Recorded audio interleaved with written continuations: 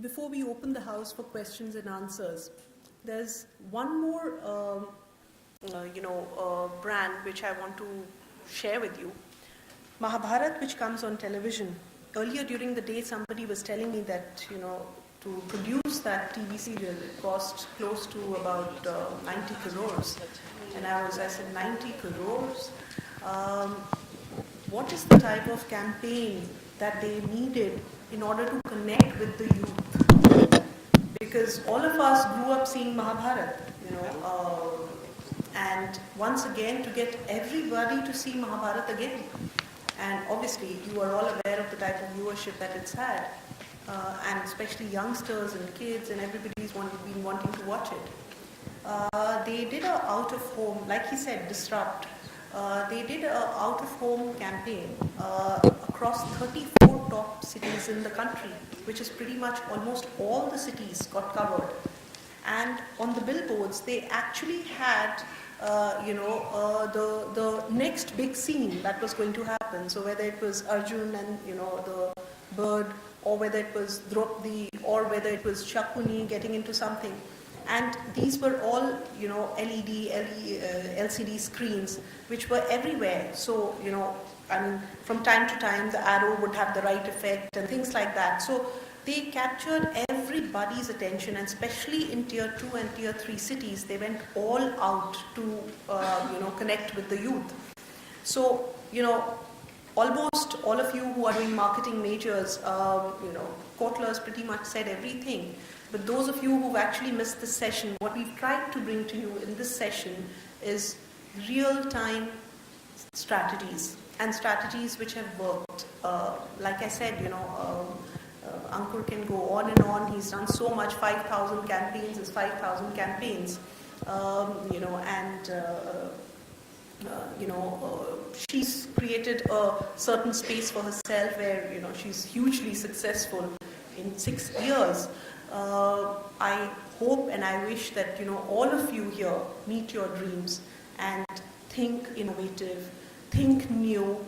The books can only teach you so much, but then ultimately it is about connecting, it is about disrupting, it is about engaging, and it is about having that passion to succeed and your own risk-taking ability. So you have to believe in yourself, and with that, I would like to throw the house open for any questions that you may have, and all three of us are here to answer those to the best of our abilities. Thank you.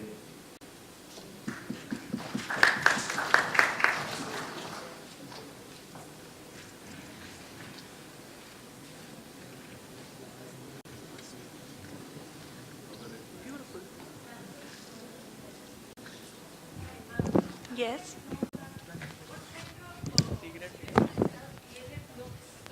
Digital marketing these days, because whatever the presentation didn't cover upon digital marketing at all. So DLF, we don't find too much on digital space. I might be mistaken with that, but what kind of seriousness is DLF having for that? No, thank you so much for your question. Can you hear me? Yeah. I'm audible, right? Okay. Thank you so much for your question. Digital space is an extremely important space for us, but it differs from product to product. More often than not, what happens in real estate is that there is, between demand and supply, it's quite a lopsided balance, The demand is normally more than the supply, in which case, if you do too much of advertising, it kind of becomes negative for you. Like I said, no amount of research can explain why 35 kilometers outside of Bangalore you will sell affordable houses and you'll end up selling 2,000 houses. Similarly, no amount of research can predict that your 540 odd studios in a city like Lucknow, which is a new market for you, and where established players aren't doing too much, will be sold out in a span of 2 weeks. So, we are in the business of selling spaces, and you don't want to antagonize anybody. Where we do use digital marketing is particularly to reach out to our NRI customers A lot of our sale of Kochi properties. In Kochi, we've got two properties. One is a value product, which is catering to the IT hub there, Airport Seaport Road, and the other is a luxury product facing the backwaters. Early mornings, you can see dolphins there, and it's amazing. So to sell these products, we certainly use the digital media extensively. So wherever we need to connect with a larger audience, or the product is going to sell over a period of time, that is where we certainly go for digital. Thank you. In the entertainment sector, I want to say that piracy is something that has taken a toll in the recent years. And regarding the loyalty part that you were talking, I want to ask that why isn't this particular thing clicking? Because even if youth has the part to, they can buy a particular CD, they'll still download and watch movies, videos, music, whatever. So in this particular sector, loyalty is still not there. What is the reason? Whom is this question directed to? Like all of you. Would you like to answer that? Go. Sorry, you're talking about a brand. Are you talking about the losses that happen due to downloading? No, I'm What is- saying that why isn't the youth getting connected in this case? If why No, isn't you'd the be loyalty surprised. coming? No. You would be surprised at the numbers which are coming in now, where people are paying for downloads. Yeah, that is sure. That is because of the internet being an open source phenomenon. That's very much a risk which is always there. But you would be surprised at the number of people. I'm sure Parul can throw some light on this. In fact, I actually You really wanted would to be take surprised this at the on. numbers. Well, to be honest, there hasn't been a successful marketing campaign or any campaign that is directed towards this. But definitely with, Flipkart selling ebooks and so many songs websites selling individual songs, this has taken piracy to a lot better level than what it was earlier. But हाँ, जैसे हम अगर बात करें कि पूरा eradicate हो जाए, no, that's not happening. But if we start things like you get paperback and you get full editions online where you can buy it from the ease of your home, that helps. If you can buy individual songs rather than getting the entire CD, that's what MP3s do, that really helps. So I think abhi काफी कम हुआ है, लेकिन वो पूरा तभी कम होगा when we all try to market it ourselves. अगर हम एक दूसरे को मना करना शुरू करेंगे तो वो खत्म हो ही जाएगा.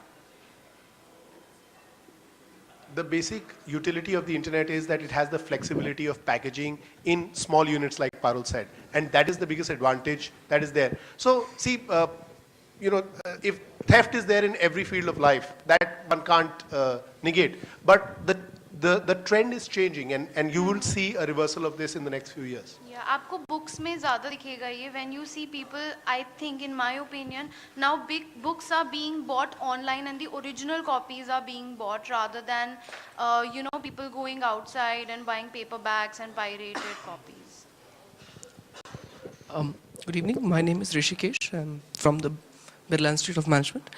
My question is to Mr. Kalra. Sir, how do we measure, or how, in your opinion, how would you say that these audacious campaigns that have been run, how do you measure their success? I mean, I'm sure that these campaigns cost Sure. a truckload of money. So Yes. how do you justify that in a business sense? Sure. It's a very good question, Rishikesh. Is it over? Can I? Yes, yes, Yeah, please, please. okay. So whenever we do a campaign for any client, there are preset parameters, preset objectives that we have.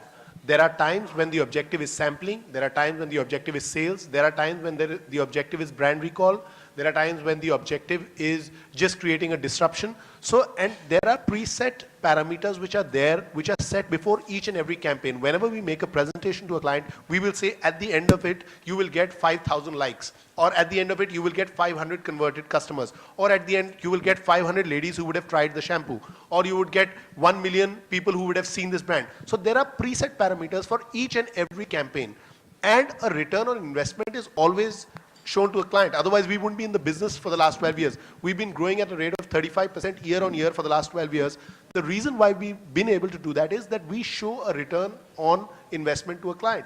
But the parameters vary from activity to activity. And it is not always sales. It is sales sometimes. So for example, for Dabur, we do a large in-shop activity where there are promoters who are planted at big bazaars all across the country, where the objective is to convert the sale of an average of 100 Chyawanprash units to 200 Chyawanprash. So there the objective is sales. But there are other campaigns where the objective is brand experience, where the objective is visibility. So each of these objectives is catered to in the activity, and it is set beforehand. We can't have a one-size-fit-all approach. We can't always say that it will result into sales, but there is always a measurable impact which any activity creates, which is preset before the activity is started. And we measure at the end of the activity, have we achieved that or not?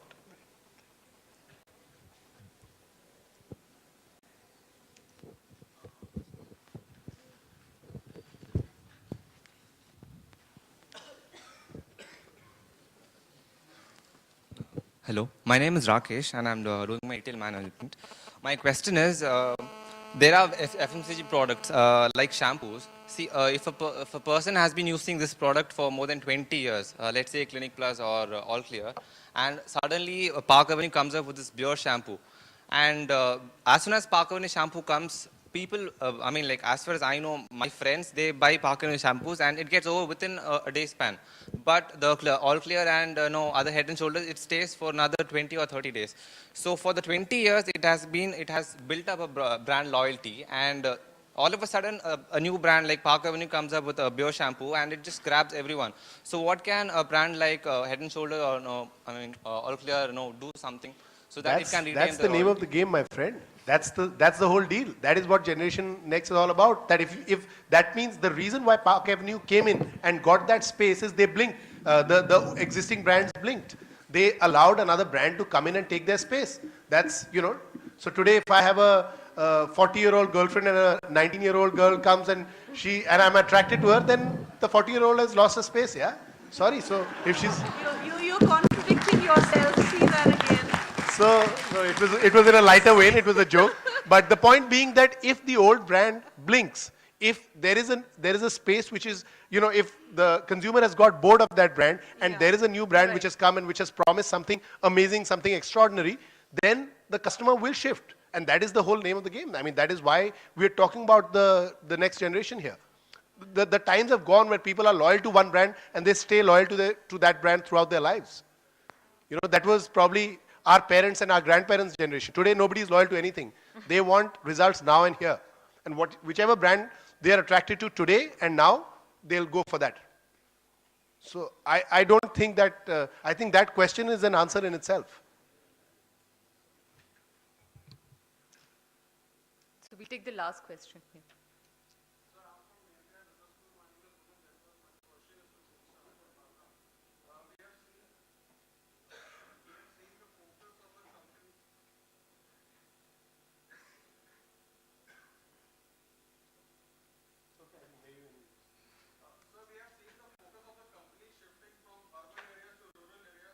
A lot of the population of India, 70% lives in the rural areas, and now what we are seeing is their disposable income has grown so much, so the companies are going to target that area.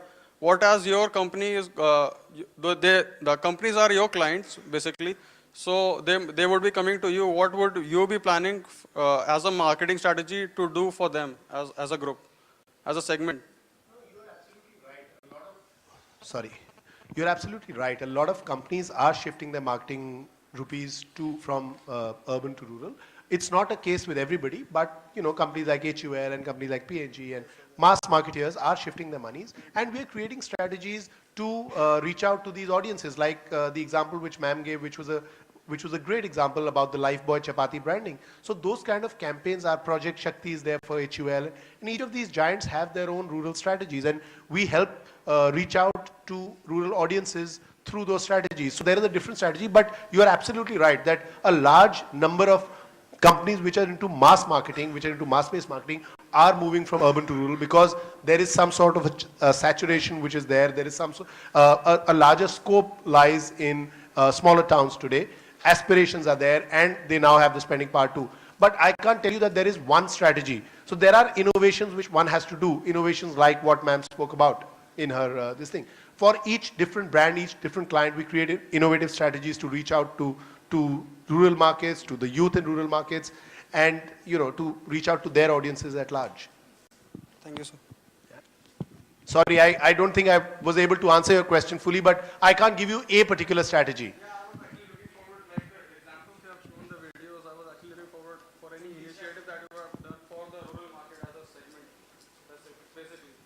Yeah, so why don't you just visit our website, www.vibgeo.in, and if you have any specific queries, you can write to me, ankur@vibgeo.in, and I'll send you.